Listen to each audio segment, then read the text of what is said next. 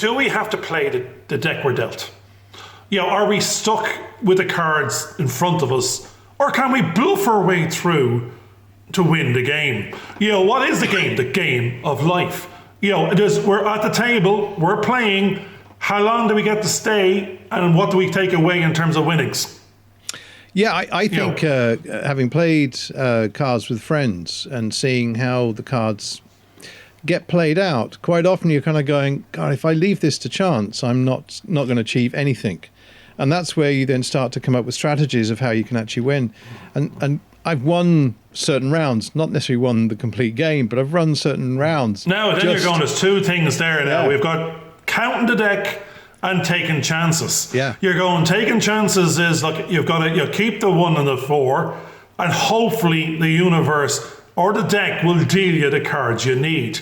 You're going to go for the middle run. You're going to go to, you know what the odds are, basically. If you can count the cards, you know that your odds are hard. It's hard to get that win. Yeah. But if you get it, you win large. But it's, in other words, if we're in life going, take a chance.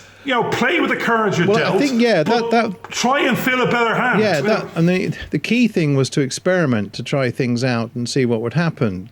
And the great thing about what we were doing was that it wasn't for big stakes, so you could actually play around and see what's. And I think that's key, is as long as you can keep the risk minimal, low, then you can start to explore things. That's a weird one in the sense of, if there's a time limit, and talking about time earlier, in the sense of on the game, and there's only so long you can play, and that's the time we have in life, then we can't be playing our cards close to our chest all the time. Then we know what we're going to get. We're going to take little baby steps, and we're going to get a little something and maybe a bit better off, or we can lose it all. But if we don't actually take a couple of risks or that gamble, be it you're counting the cards, but I think the risks, you're aware of everyone else's hand. Yeah, I think the risks are calculated risks, and the more you become confident in what's going on and what the expectations are. Don't risk everything. Yes. Exactly. So you need to be strategic in the way that you're doing things. So that, and the other thing is that if you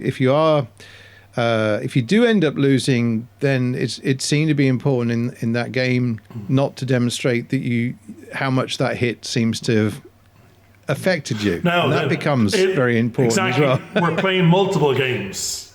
Well, again, look, we don't want to get too caught up in the concept of playing poker and gambling, but we're just saying, we can play as many games as we like. It's once we don't risk all or lose all, and even if you do, many a person out there has lost everything. Yeah. But only for that moment in time, and then go, okay, start playing again. Do you get back at the table? Do you play the next game? Do you play more calculated? Do you take a few more chances in life? Hope you enjoyed this video. Please subscribe and click on the bell for notifications.